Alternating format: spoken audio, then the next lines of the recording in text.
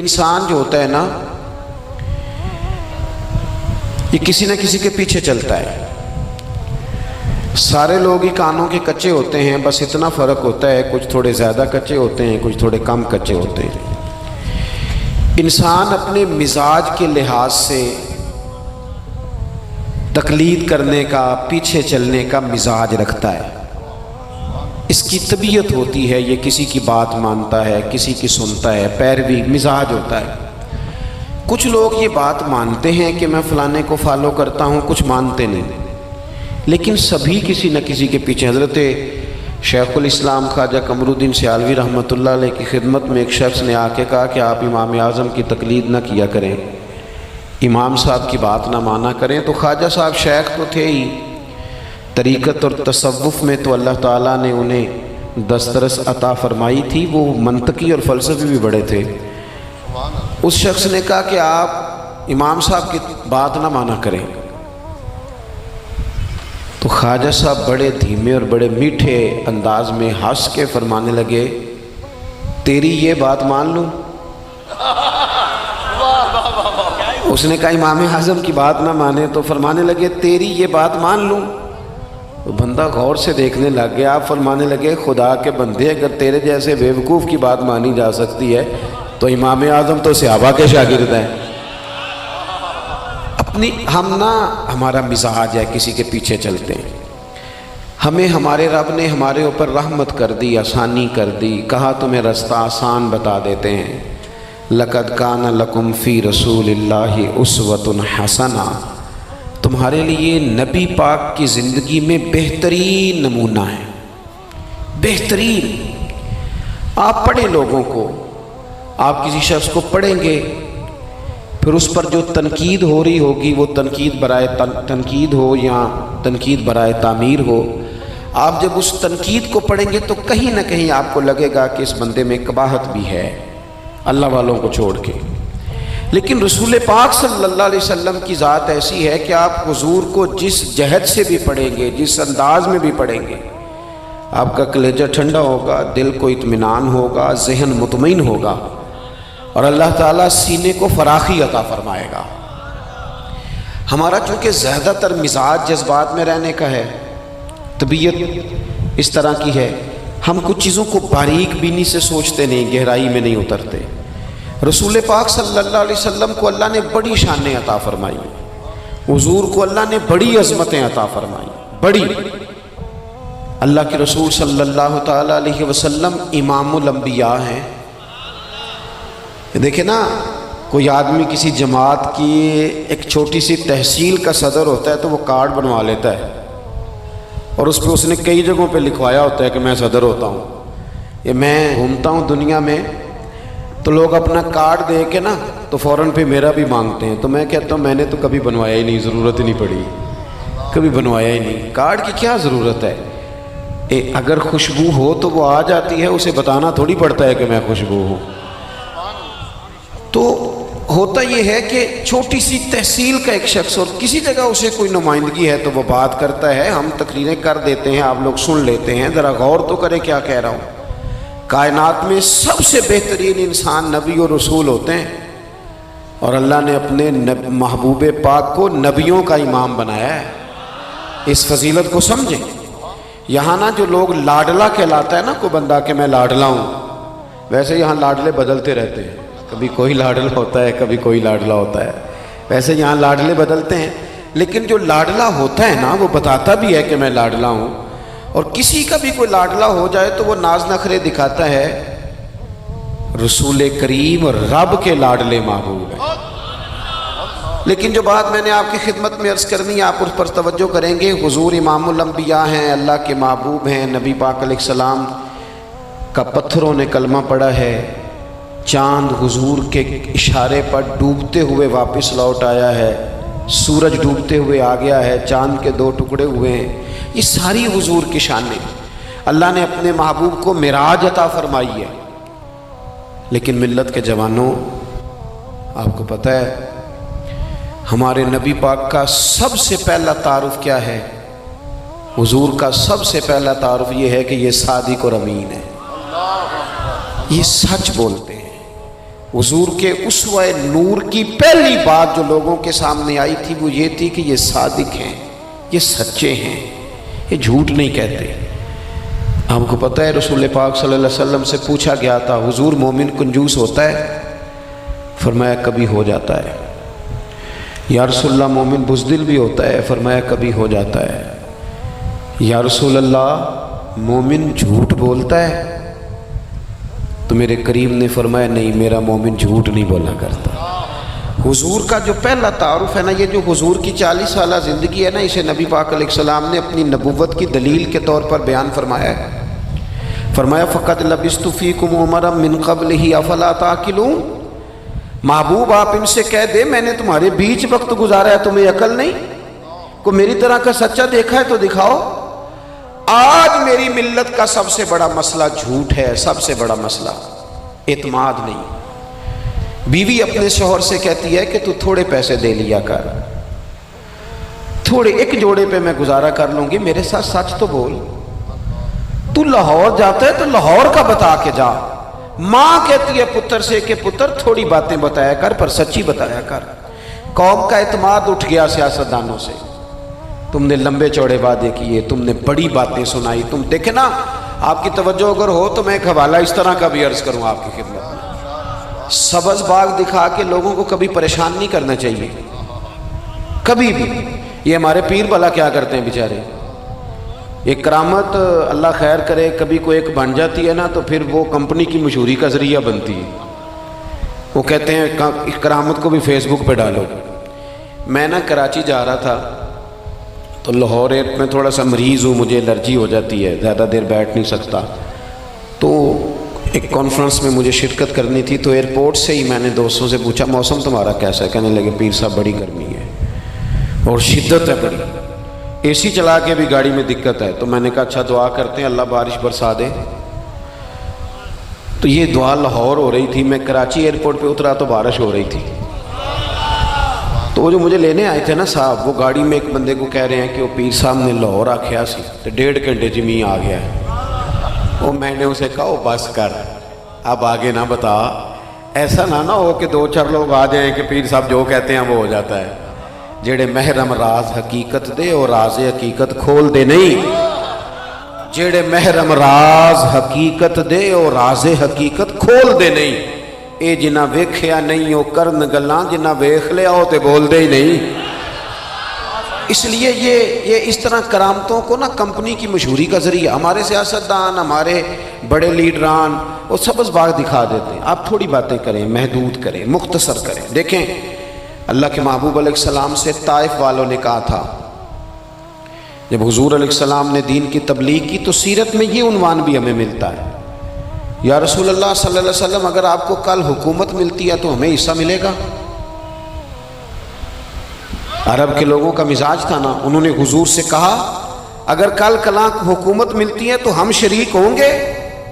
تو حضور مسکرائے، اور میرے نبی پاک کو حکومت ملنے کا پاک کتنا زیادہ تھا کہ مکے سے ہجرت کر رہے ہیں، مدینہ شریف ابھی پہنچے نہیں، رستے میں سراقہ بن مالک سے کہہ رہے ہیں کسرا کے کنگن آئیں گے، یعنی حضور بتا رہے ہیں کہ سپر پاور بھی ساری یہاں آ جائے گی۔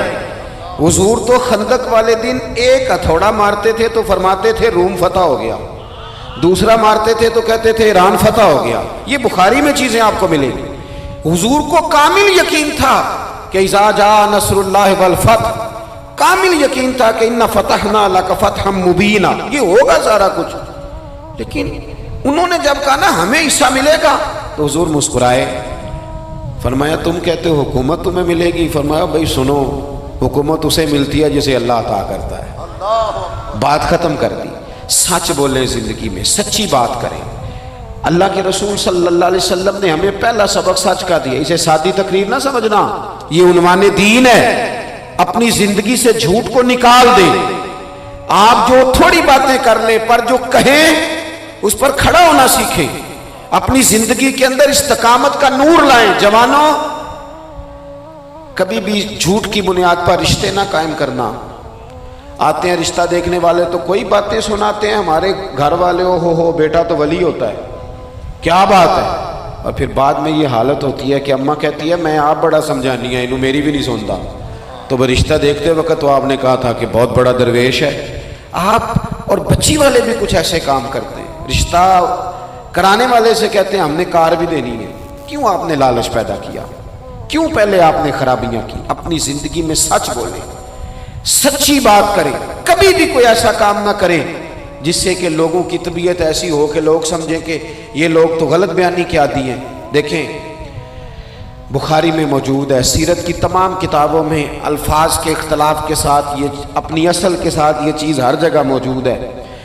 حضرت ابو سفیان رضی اللہ تعالیٰ عنہ بعد میں مسلمان ہوئے، فرماتے میں جب شاہ روم کو حضور کا خط گیا تھا نا ہرقل کو،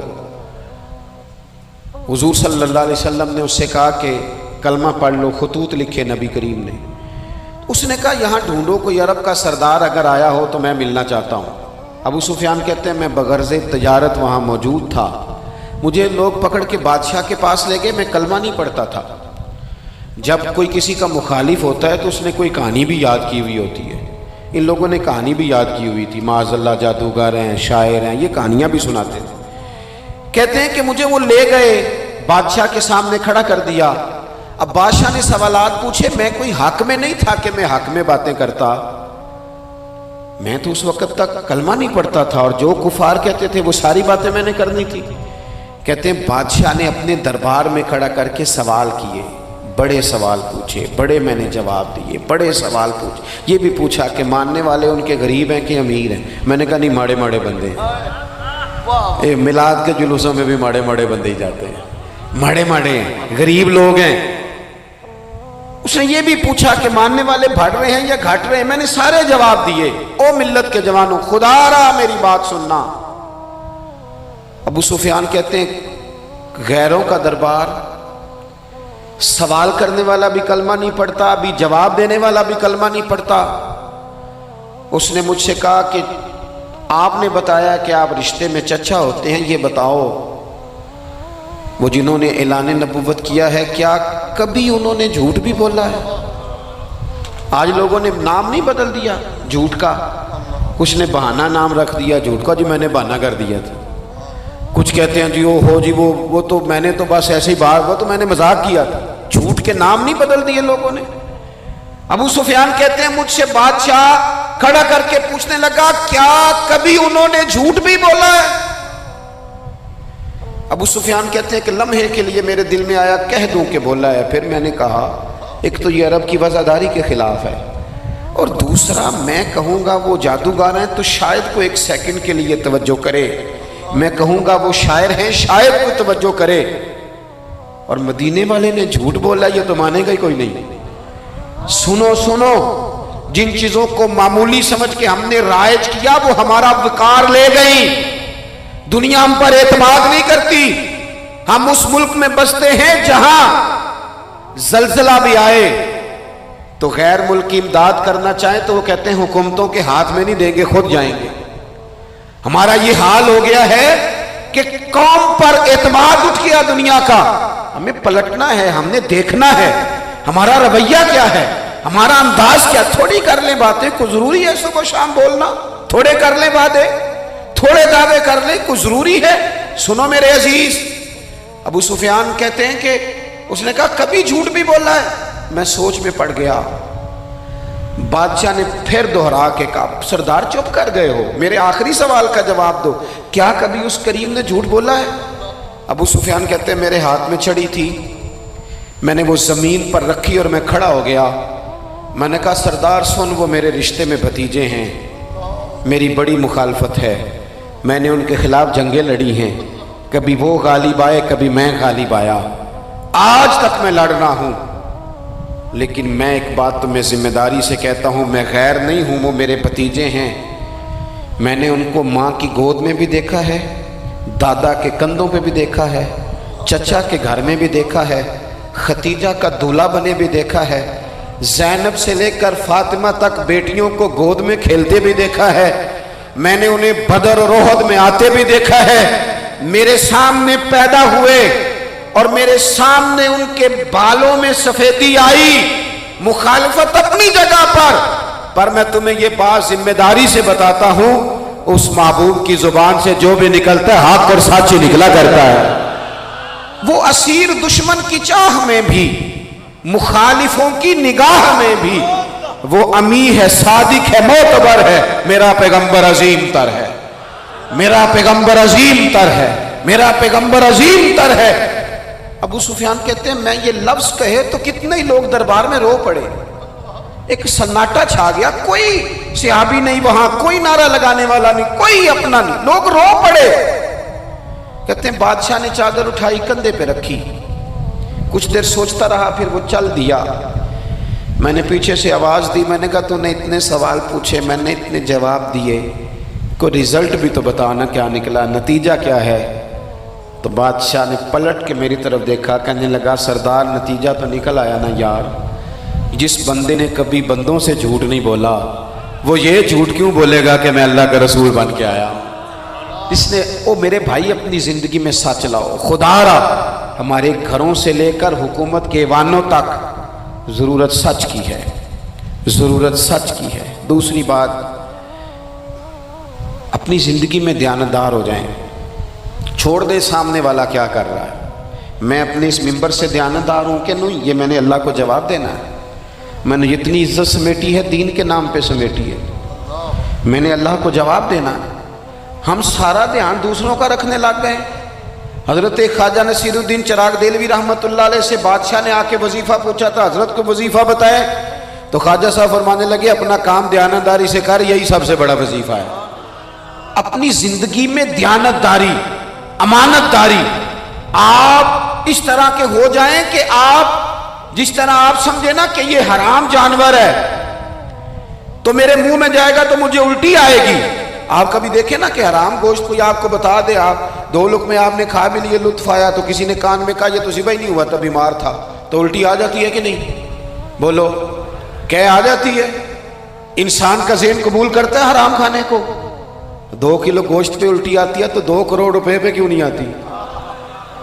ہمارے ایک دوست ہیں یونیورسٹی کے لیکچرار ہیں، مجھے ایک دفعہ فرمانے لگے پیر صاحب عجیب بات ہے، ایک بندے کو نا کہیں جوتا پڑا مل گیا، بڑا قیمتی تھا پر ایک پیر تھا جوتے کا۔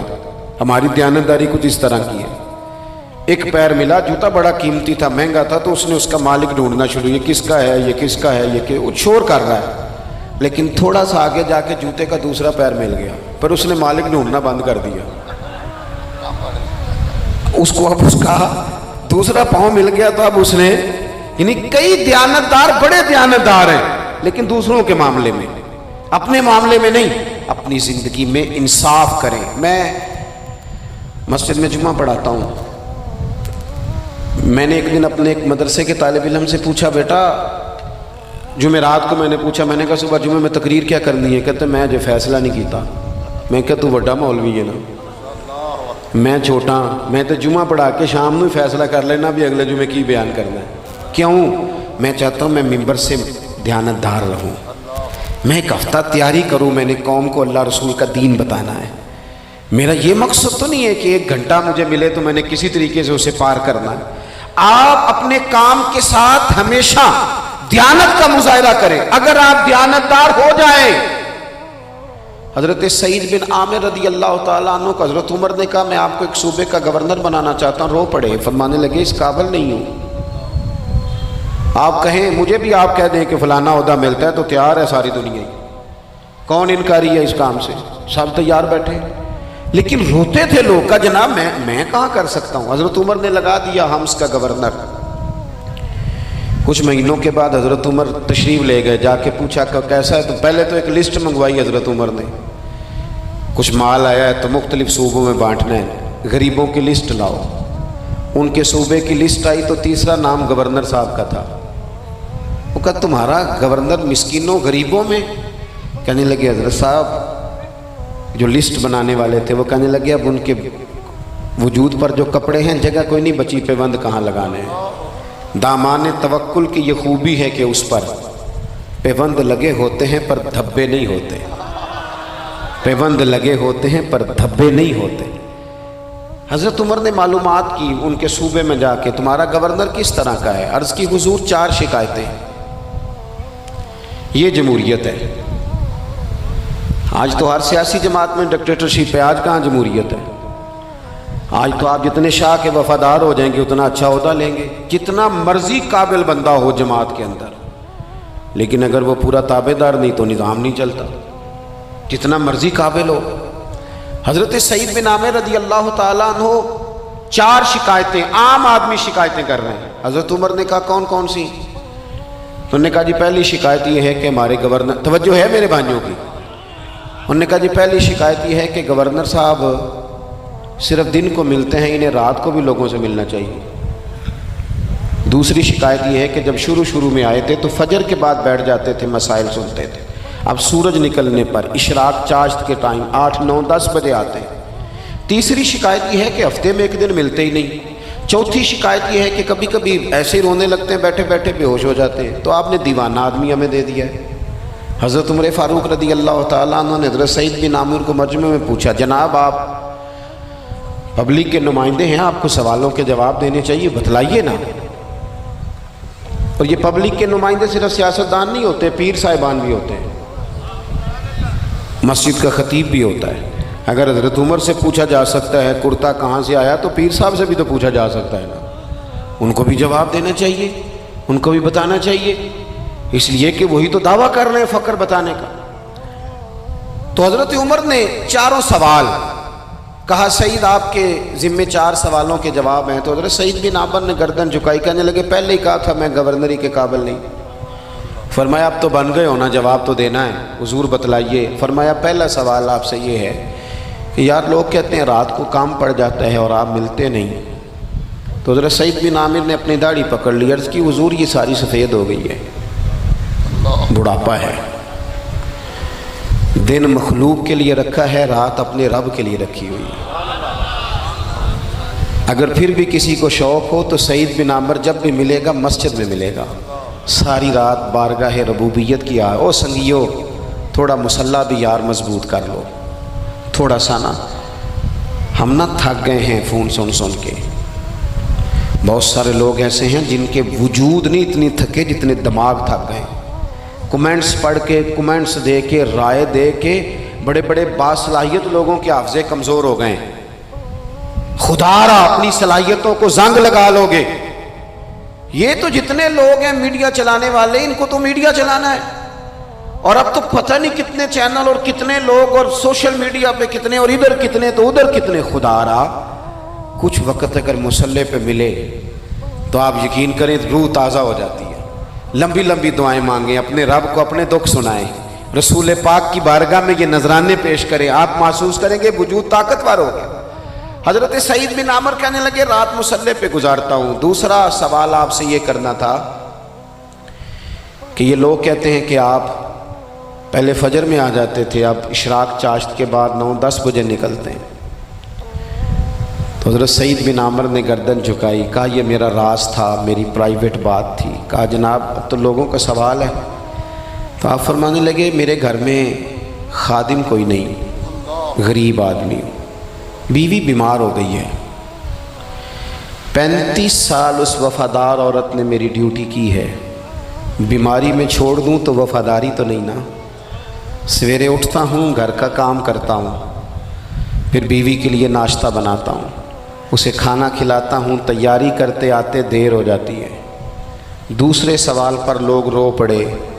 کہا تیسرا اعتراض آپ پہ یہ ہے کہ ہفتے میں ایک دن ملتے نہیں۔ تو حضرت سعید بن عامر کہنے لگے میں نے کہا تھا میرا پردہ نہ کھولا جائے، میں بڑا راضی ہوں رب کی عطاؤں پہ، میں کیوں کسی کے سامنے اپنا دکھ بیان کروں۔ گردن کو جھکا دیتا ہے خیرات کا پتھر، جہاں میں مانگنے والوں کے سر کبھی اونچے نہیں ہوتے، اور غیرت ہے بڑی چیز جہاں نے تگ و دو میں پہناتی ہے یہ فقر کو تاج سردارا۔ آپ موقع دیں جی، بڑی مہربانی، چھوڑ دیں جی، تھوڑی 1 منٹ صرف جی ہمیں دیں، بولے نہیں پیار سے جی، ناراض نہیں ہونا، آپ ہمیں موقع دیں۔ بات بھی اب تقریباً قریب ہونے کے قریب آئی۔ کہا حضرت سیدنا سعید بن عامر رضی اللہ تعالیٰ عنہ نے فرمانے لگے میں نے کہا تھا یہ میرا پردہ ہے، یہ نہ سنایا کریں آپ دکھ لوگوں کو۔ یہ غریب کہتے ہیں میں کسی امیر کے ساتھ لگ جاؤں گا تو کچھ بننے، کچھ بھی نہیں بنتا، چھوڑ دیں آپ، دکھڑے رب رسول کو سناؤ، خیرات بھی ملے گی اور عزت بھی ملے گی۔ وہ دیں گے اور کسی کو بتائیں گے بھی نہیں۔ حضرت سعید بن عامر رضی اللہ تعالیٰ عنہ سے تیسرا سوال ہوا، کہا جناب آپ ہفتے میں ایک دن ملتے نہیں، تو فرمانے لگے میرا راز تھا پر بتا دیتا ہوں، جوڑا ایک ہی ہے میرے پاس، ہفتے میں ایک دن دھو لیتا ہوں، پھر بیوی کے کپڑے پہن کے سارا دن بیٹھا رہتا ہوں، اگر دوسرا جوڑا ہو تو یہ کام نہ کروں۔ حضرت عمر رو پڑے، کہا جلدی سے چوتھے سوال کا جواب بھی دے، کبھی کبھی روتے ہو تو بے ہوش ہو جاتے ہو۔ وہ پھر رو پڑے، عرض کرنے لگے حضور 40 سال کی عمر میں کلمہ پڑھا، میرے سامنے حضرت خبیب کو پھانسی دی گئی مکے میں، جب وہ اپنی پچھلی غلطیاں یاد آتی ہیں تو پھر رو پڑتا ہوں، یاد ماضی عذاب ہے یا رب، میں تکلیف میں آ جاتا ہوں، سوچتا ہوں اگر اللہ نے سوال کیا تو کیسے جواب دوں گا، اس لیے برداشت نہیں ہوتا تو رو پڑتا ہوں۔ چاروں سوالوں کے جواب دیے تو حضرت سعید بن عامر کہنے لگے اب آپ نے مجھ سے سوالوں کے جواب تو لے لیے، اب میری سزا کا بھی تو اعلان کریں نا، بتائیں نا۔ تو حضرت عمر نے ہاتھ اٹھائے اور کیا لفظ کہے، کہے اللہ میرے نبی کی امت کو اس طرح کے کچھ اور لوگ بھی عطا فرما، کچھ اپنی زندگی میں دیانتدار ہو جائیں۔ تیسری بات آپ کی خدمت میں عرض کرنی ہے، رسول پاک صلی اللہ تعالیٰ علیہ وسلم نے نا ہمیں خالص کیا ہے، حضور کا سارا دین اخلاص کا درس دیتا ہے۔ یہ جو ریاکاری ہوتی ہے نا، نوجوانوں میری بات پہ غور کرنا، یہ جو ریاکاری ہوتی ہے نا، یہ بنیادی طور پر اداکاری ہوتی ہے۔ اداکاری بندہ زیادہ کر نہیں سکتا، تھک جاتا ہے۔ مخلص زندگی وہ ہوتی ہے جو آپ نارمل جیتے ہیں۔ مخلص آپ ہوتے ہیں جب آپ اپنی والدہ کے پاس نہیں بیٹھے ہوتے، آپ نے جب 5 سٹار ہوٹل میں روٹی کھانی ہے نا تو پھر آپ کو پلیٹ کے ساتھ ٹیشو پیپر بھی ساتھ رکھنا پڑتا ہے، پھر رج کے روٹی کھائی بھی نہیں جاتی۔ رج کے کب کھائی جاتی تھی؟ میں ایک جگہ مجھے بڑے اچھے ہوٹل میں رکھا گیا اور مجھے بڑا انہوں نے محبت کی، تو جب میں لوٹ رہا تھا نا واپس پاکستان تو مجھے کہہ رہے تھے آپ کو مزہ تو آیا ہوگا، میں نے کہا نہیں جی، سچ پوچھیں تو پھر یہ ہے کہ مزہ جب ہی آتا تھا جب اماں سویرے روٹیاں پکاتی تھی، وہ کہندی سی پتر ہے پیڑا نہ اتنے کول ہی لے آیا، تو اس کے پاس بیٹھتے تھے، تو پھر اماں جب سالن دیتی تھی تو کہتی تھی ہور نہیں ہو ملنا، دوجیاں نوں بھی دینا ہے۔ اور پھر لطف اس وقت آتا تھا جب بار بار کہتے تھے اماں جی چلو تھوڑا جاتے تھے ہونا ہونا تھوڑا جا، تو پھر اماں کئی دفعہ کہتی تھی کہ میں نے وہ اس سے نکال کے فریج میں رکھ دیا، بڑے بھائی نے کام سے آ کے روٹی کھانی ہے، اب یہ برتن ہے اسی کو صاف کر لے۔ او بھائی میں نے اپنے ابا جی کو دیکھا خودداری کا، میں نے ایک دن ان سے پوچھا، میں کہ ابا جی تو انہوں پسند کیے، ہم پڑھتے تھے نا انٹرویو اخباروں میں تو 2-4 سوال ہر بندہ پوچھتا تھا، اب تو انٹرویو زیادہ لوگ لیتے ہیں تو اب تو کبھی اتنا موقع ہی نہیں ہوتا کس کا سنیں کیا کریں، یہ تو چھوڑ دیا کام۔ اخبار میں کبھی انٹرویو آتا تھا تو مسجع مقفع ہوتا تھا، لکھنے والے بھی اچھے ادیب ہوتے تھے، جملے چبھتے نہیں تھے طبیعت میں، تو 2-4 سوال بڑے ضروری ہوتے تھے، پھول کون سا پسند ہے، کھانے میں کیا پسند ہے، رنگ کون سا پسند ہے، یہ 2-4 سوال ہر ایک سے ہوتے تھے۔ میں نے اپنے والد صاحب سے ایک دن پوچھا، میں کہ ابا جی تو انہوں پسند کیے، تو فرمان لگے پتر جے تے لگی ہوئے بھوک تے پھر ہر شے تو جے نہ لگی ہوئے تو پھر نخرے ہی نخرے نے، تو اس لیے بھوک لگی ہو، وہ ہمیں پتہ کیا بتاتے تھے۔ میں آج بھی نا بہت ساری چیزیں گاڑی میں رکھ لیتا ہوں، آج بھی جو کھانا اپنی مرضی سے کھاتا ہوں وہ پیٹ بھر کے کھایا جاتا ہے، جو تصویروں کی شدت سے باہر ہوتا ہے وہ کھایا جاتا ہے، اس کو آپ قبول کر لیتا ہے آپ کا وجود۔ یاد رکھنا میرے عزیز، میرے نبی پاک صلی اللہ علیہ وسلم نے فرمایا ہے بہترین روٹی وہ ہے جو تو اپنے ہاتھوں کی کمائی سے کھاتا ہے، وہ بہترین رزق ہے جو تو، اور حضور نے فرمایا اللہ کے نبی حضرت داؤد محنت کر کے کھانا کھاتے، دعوتوں پہ جا کے تو بندہ بیمار رہنے لگ جاتا ہے، وہ تو کام ہی ختم ہو جاتا ہے۔ والد صاحب کہا کرتے تھے کہ لو میں پا دیتے نے تانوں دانے پڑولے چ تے ماں تہاڈی نے تانوں چار پا دیتا ہے، لو ہن تانوں پرواہ نہیں ساریاں گرمیاں، موج کرو، یہ اصل تھا ہمارا، اس پہ واپس آ جائیں، اس پہ آ جائیں، یہ صحت افزا روٹیاں یہ کھائیں، بڑی گاڑیوں کا اور بڑی چیزوں کا شوق چھوڑ دیں، محنت ڈٹ کے کریں، لیکن زندگی اصل پہ لے آئیں، اصل زندگی خالص ہوتی ہے۔ میرے نبی پاک صلی اللہ علیہ وسلم نے فرمایا ریاکار، میں پوری حدیث نہیں سناتا اشارہ کرتا ہوں، حضور نے فرمایا ریاکار اگر عالم بھی ہو، रियाकार अगर सखी भी हो, हत्ता कि सही हदीस में फरमाया रियाकार शहीद भी हो और मारी जाए इस नीयत से कि लोग मुझे शहीद कहेंगे, तो फरमाया सुबह क़यामत अल्लाह इन आमाल पर भी अजर अता नहीं करेगा। अपनी जिंदगी में इखलास पैदा करें, और जब खुलूस आता है, जब लिल्लाहियत आती है, मुश्किल तरीन खिलाफत हजरत अबू बकर सिद्दीक की है। ये जो हजरत उमर ने बड़ी आला खिलाफत की है ना, ये बुनियादें हजरत अबू बकर ने मजबूत करके दी थी। फितनों के तो सर कुचल दिए थे हजरत सिद्दीक अकबर ने, अब हजरत उमर के लिए काम करना उन्होंने आसान कर दिया था। मैं अक्सर कहा करता हूं कि हजरत उमर की खिलाफत की मजबूती में बड़ा किरदार हजरत अबू बकर सिद्दीक का है। अगर वो मजबूतियां ना करते इतनी तगड़ी, तो काम आगे चलता नहीं था। हजरत सैयदना अबू बकर सिद्दीक को बड़े फितनों का सामना था। ख़त्म नबूवत के महाज पर काम करना है, मुनकरीन ज़कात पैदा हो गए, उम्मत को संभालना है। ये सारी ड्यूटियां करके ना दुनिया सो जाती थी, वो दुनिया सो जाती थी। हजरत सिद्दीक अकबर एक नाबीना माई के घर में झाड़ू देने चले जाते थे। जब बंदा मुखलिस हो जाता है ना, एक नाबीना माजूर औरत झाड़ू दे रहे हैं, जब थोड़ा सा वक्त बचता ना असर के लिए, ये टाइम मैंने अपने लिए रखा हुआ है, तो मदीना शरीफ में एक बेवा थी जिसकी 5-6 बेटियां थी, बेटा कोई नहीं था, उसके घर जाते थे, बकरियों का दूध धो के आते थे। मामूली आदमी नहीं, खलीफा वक्त की बात। किस लिए?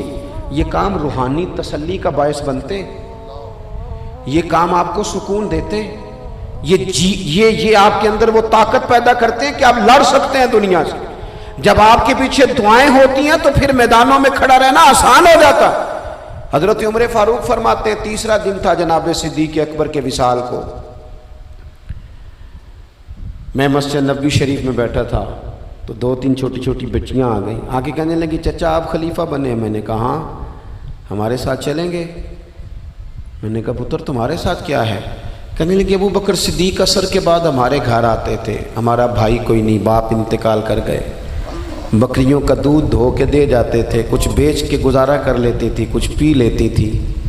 3 दिन से मेरी माँ रो रही है, मेरी बहनें रोती हैं, अखां जदों मीटियां जमाना मैनू रोवेगा।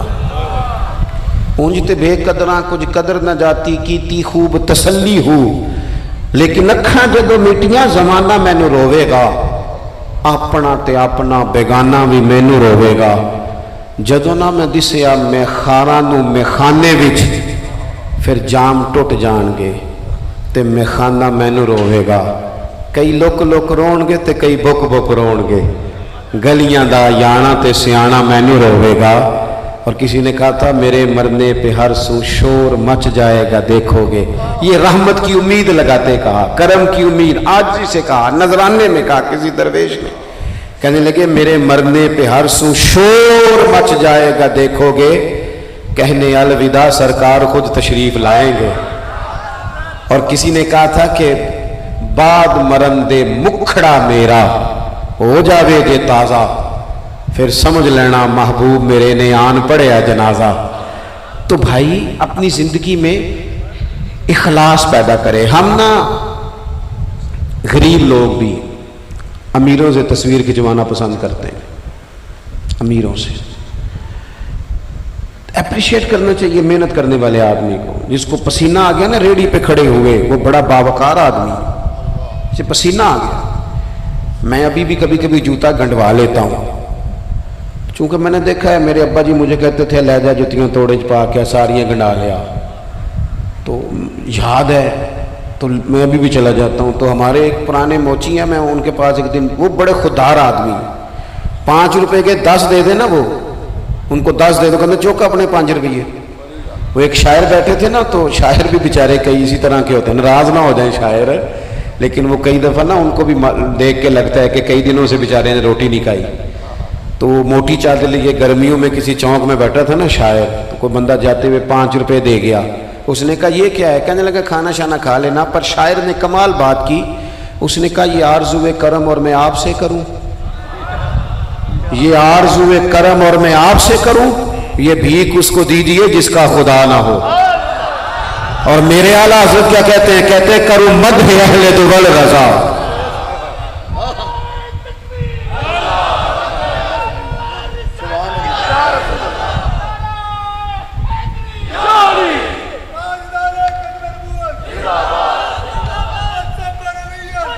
माशाअल्लाह।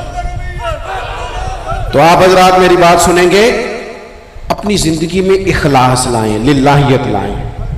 चौथी बात सुने और मैं इसी पर बात समेटने की कोशिश करूंगा। अल्लाह के रसूल सल्लल्लाहु अलैहि वसल्लम की सीरत मुबारका में जो चीज़ आपको बड़ी नज़र आएगी ना, वो एहसास है। जब सीने आहिस्ता आहिस्ता सख्त होने लग जाते हैं ना, हम ना कुछ बातें सोच के अपने आप को सख्त कर लेते हैं। हमारा जब ऐसा जो नया भर्ती होता है वो खिदमत के जज्बे से आता है, वो कहते हैं मैंने सारे काम सही करने हैं। फिर उसको ना आहिस्ता आहिस्ता पता लगने लग जाता है कि कुछ लोग झूठा पर्चा भी दर्ज कराते हैं। उसे फिर आहिस्ता आहिस्ता पता लगने लग जाता है कि ये सामान इनका तो गया था 1.5 लाख का, तो इन्होंने 6 क्यों लिखवाया है। फिर कुछ वो फिर सख्त होने लग जाता है। लोगों को देख के सख्त ना हो, सख्त ना हो। फिर आपके पास बड़ी बातें, मुझे एक दफ़ा एक साहब ने कहा आपको तकरीर पे बुलाना है, पैसे कितने लेते हैं। मैंने कहा दे दो को 1.5-2 करोड़ रुपया। कहने लगे तो बहुत ज़्यादा नहीं। तो मैं क्या विकना है तो फिर बंदा चाज ना विके। अब तेरा ख्याल है 25-30 हज़ार अपना रेट लगवा ले, इतने लो हो जाए, सानू तख्त हज़ारे की लोड़ की है, नाले की लगे शहर बमोल दे नाल असी अपनी बाल के सेकने। मैंने बहुत बड़ा मदरसा शुरू किया, बाहर गला नहीं लगाया। मुझे एक साहब कहने लगे खैर तो है, तो हम पैसे कितों आते ने। मैं क्यों उतों जितों आते नजर नहीं आते। फाजिल बरेलवी कहते करो मद है अहले दुवल रजा, और पड़े इस बला में मेरी बला। मैं गदा हूं अपने करीम का, मेरा दीन पा रहा है ना नहीं, और कौन देता है देने को मुंह चाहिए, देने वाला है सच्चा हमारा। मैंने तो माजरत भी करनी थी। मेरा ख्याल है कि 35 से 37 के बीच लोग ऐसे थे यहाँ से जो आज सुबह से सरे शाम तक फ़ोन करते रहे कि आपने चाय हमारी तरफ पीनी है, खाना हमारी तरफ खाना है। मैं इन दोस्तों से अक्सर कहा करता हूँ जो मेरे साथ होते हैं, मैं कहता हूँ कि लोग तलाश करते रहते हैं, ढूंढते रहते हैं कि रात रहने को जगह मिले, और हमारा ये हाल है। किस नाम पे? रसूलुल्लाह के दीन के नाम पे, हुजूर के दीन के नाम पे। अपनी ज़िंदगी में एहसास पैदा करें। अगर आपको आप सख्त हो सकते हैं, कुछ भी कह के सख्त हो जाएं, कुछ भी कह के। मुझे मेरे संगी कहते रहते हैं 7-8 घंटे का आप सफ़र करके जाते हैं तो आप फ़ोटो वालों पर सख्ती करें, आपने किसी से नहीं मिलना, मैंने ज़रा आराम करना है, मैंने थोड़ा लेटना है। तो मैं कहता हूँ यार अपनी औकात भी तो हमें देखनी चाहिए थी। कौन किसी को मिलता है? कोई दौर है। एहसास पैदा करें कौम का, अपने दिल में एहसास लाएं। जब आप सख्त हो जाते हैं ना तो फिर आप सबके लिए हो जाते हैं। जब बंदा सख्त हो जाता है ना, थोड़ा थोड़ा ना हमें लालची बनाया गया है। मुख्तलिफ चीज़ों पे इनाम रखे गए, मुख्तलिफ रंगों में लोगों को मुख्तलिफ अंदाज में कायल किया गया, मिजाजों में कुछ भरा गया है। वो इस तरह का माहौल बन गया कि बाप ने जवानी पुत्र को दे दी। सारी जिंदगी वो जो लोग सऊदी अरब यहां से गए थे 35 साल उन्होंने वहां कंबल नहीं बदला। जिस कंबल में उन्होंने जाते खरीदा था वापसी पे भी वही था। रिहाइशें यहां बनी वहां नहीं बनी। मैंने बैरून मुल्क ऐसे लोग देखे हैं जो 3 वक्त रोटी नहीं खाते, 2 वक्त खाते हैं कि घर पैसे भेजने। लेकिन लालच इतना उरूज पे चला जाता है बाज घरों का, सबका नहीं बाज का, कि उसी बाप को जिसने जिंदगी लगा दी, बच्चे कह रहे होते हैं अब्बा जी आपको ढाब का काम कर लेते तो आज हमारे वारे ने अरे ना हो जाता। मुझे एक बुजुर्ग फरमाने लगे पीर साहब बाला को भी इज्जत करान ली, अब्बे दा मालदार होना जरूरी जे। खुदा रा इससे बाहर आए, एहसास पैदा करें। जब एहसास आ जाए, कुरान मजीद ने मेरे नबी पाक की शान ये बयान की है कि अजीजुन अलैहि मा अनितुम हरीसुन अलैकुम बिल मुमिनीन रऊफुर रहीम। ये कमाल है, इससे आगे क्या कोई हाशिया दे सकता है। रब फरमाता है लोगों तुम मुशक्कत में पढ़ो तो मेरे नबी को तकलीफ होती है। आप कभी हदीसें पढ़े ना तो रोंगटे खड़े होते हैं। आपको दर्जनों हदीसें इस उन्वान की मिलेंगी कि हुजूर फरमाते हैं मेरा दिल करता है लंबी नमाज पढ़ाऊं। नमाज अल्लाह की, दिल हुजूर का करता है। फरमाया दिल करता है लंबी नमाज पढ़ाऊं, लेकिन पीछे से किसी बच्चे के रोने की आवाज आती है, किसी बूढ़े बीमार का ख्याल आता है, मैं नमाज छोटी कर देता हूं। हुजूर फरमाते हैं मेरा दिल करता था हर वुजू के साथ मिसवाक जरूरी करार दे दूं, पर तुम्हें तकलीफ होगी, नहीं जरूरी करार दे। आप एहसास की शिद्दत तो देखें। फरमाया मेरा जी चाहता था کہ میں تہجد اپنی امت پہ ضروری قرار دے دوں، لیکن میں نے اپنی چاہت نہیں دیکھی، غلاموں تمہاری نیند دیکھی ہے۔ وہ دوستو اتنا احساس دشمن جب قابو آتے ہیں نا۔ میں نے ایک اور بھی عرض کرنی ہے چلتے چلتے، جو سیاسی فرقہ واریت ہے نا آج ملک کے اندر، آپ جس جماعت کو ٹھیک سمجھا آپ نے، آپ وہاں چلے گئے، جس نے جس کو ٹھیک سمجھا، لیکن ہم سب سے پہلے مسلمان ہیں، اس کے بعد پاکستانی ہیں۔ ہمیں اخلاقیات کا دائرہ کبھی نہیں چھوڑنا۔ اختلاف کے بھی آداب ہوتے ہیں، اختلاف جس سے بھی کریں دلیل کی حد تک کریں، اس کی ذات تک اتر کے نہیں۔ مہذب قومیں یہ کام نہیں کرتی۔ حضرت ابو ایوب انصاری نے حضرت عمر سے اختلاف کیا اور سخت کیا، کہا جناب یہ آپ نے، حضرت عمر کو بات کرنے لگے تو حضرت ابو ایوب انصاری کھڑے ہو گئے، کہنے لگے، یا حضرت ابو ذر غفاری کھڑے ہو کے کہنے لگے نہ آپ کی بات مانیں گے نہ آپ کی اطاعت کریں گے۔ فرمایا میں نے کیا کیا ہے؟ تو کہنے لگے چادر تو ایک بٹی تھی، تو آپ نے اسی چادر کا کرتا اسی کا تامت کیسے بنا لیا؟ حضرت عمر فاروق نے، انہوں نے سوال کیا تھا، حضرت عمر نے دلیل دی، فرمایا میرے بیٹے سے پوچھ لو۔ حضرت عبداللہ ابن عمر کہنے لگے ایک چادر چونکہ مجھے بھی ملی تھی میں نے اپنے ابا کو دے دی، لہذا کرتا بھی بن گیا۔ اور اب ہمارے ہاں نا دلیل ملنے پر بھی لوگ اعتراض نہیں چھوڑتے، کیونکہ ذاتی ہوتا ہے نا، دلیل تک تو اختلاف ہوتا نہیں۔ او میرے بھائی، اختلاف کے بھی آداب ہونے چاہیے۔ وہ کسی نے کہا تھا کہ تعلق توڑ دینے کے بھی کچھ آداب ہوتے ہیں، کسی کو چھوڑ دینے کے بھی کچھ آداب ہوتے ہیں۔ اور کسی نے کہا تھا کہ قاتل کو کوئی قتل کے آداب سکھائے، دیکھو دستار کے ہوتے ہوئے سر کاٹ رہا ہے۔ کوئی ایک چیز چھوڑ دے۔ ہمارے ہاں اتنی شدت ہو گئی، اور بچے ہمارے ورکر سیاسی جماعتوں کے، خدا را آپ نے یہیں بسنا ہے، یہیں رہنا ہے، یہ آپ کے اپنے لوگ ہیں، مہربانی کریں آپ ضرور ہائی لائٹ کریں کسی کی غلطی، لیکن دائرہ تہذیب کبھی نہ چھوڑیں۔ کبھی مجھے تو ایک دو دفعہ ملے ہیں، میں نے ان سے کہا مہربانی کریں، آپ کیا مزہ لے رہے ہیں آپ قوم کو تقسیم کر کے، خدا را کچھ سوچیں۔ آپ کا شغل لگا ہوا ہے، اور یہاں غریب کا یہ حال ہے کہ یہ ابھی عید آ رہی ہے نا، ہم نے بھی کچھ نیکیاں بند کر دی ہیں بعض چیزوں پہ۔ یہ رمضان شریف گزرا ہے نا، میرے جیسے آدمی کو لوگ نیک سمجھتے ہیں اور اپنے دکھڑے سناتے ہیں۔ یہ رمضان گزرا ہے تو بیٹیوں کی شادیاں شروع ہوئی ہیں۔ اب لڑکوں والے تو نیک ہو گئے، اب تو وہ جہیز ہی نہیں مانگتے۔ یہ خبر پتہ ہے آپ کو؟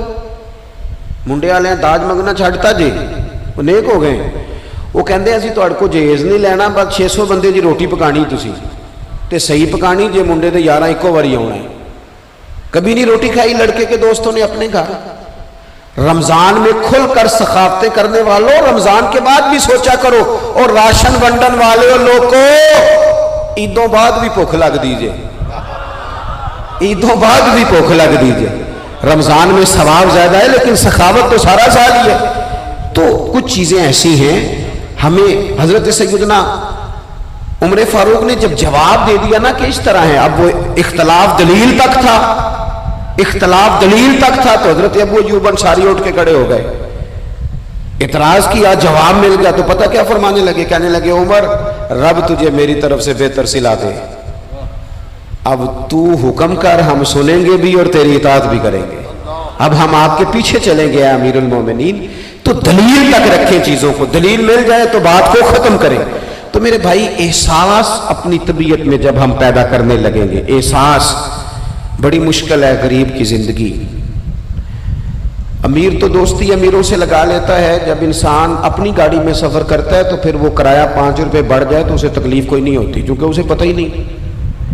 بہت سارے امیروں کو تو پتہ ہی نہیں کہ گھی مہنگا ہو جائے تو گھر کے بجٹ پہ بوجھ کتنا پڑتا ہے، ان بیچاروں کو تو پتہ ہی نہیں، تو وہ اس احساس کو کیسے پیدا کریں گے؟ وہ نہیں کر سکتے، اس کے لیے وہاں سے گزر کے آنا پڑتا ہے۔ رسول پاک کی زندگی میں جو احساس کی شدت ہے اسے آپ سمجھیں۔ دشمن جب ہتھے چڑھتا ہے تو پھر، اور دشمن بھی سخت گیر قسم کا ہو تو بندہ اسے چھوڑتا نہیں۔ لیکن حضرت انس بن مالک فرماتے ہیں کہ یہ جو لوگ بدر میں آئے تھے، یہ کوئی پھول لے کے نہیں آئے تھے ہاتھوں میں، گجرے پھولوں کے لے کے نہیں آئے تھے، تلواریں لے کے آئے تھے، اور پوری انہوں نے جنگ لڑی، 14 صحابہ شہید کیے، لیکن جب ان کو لا کے باندھا گیا نا مدینے میں تو غصہ تھا صحابہ کو، کس کس کے ہاتھ باندھے، حضرت عباس بھی تھے، جب وہ ہائے ہائے کرتے تھے نا، مخالف تھے. توجہ ہے میری بات پر؟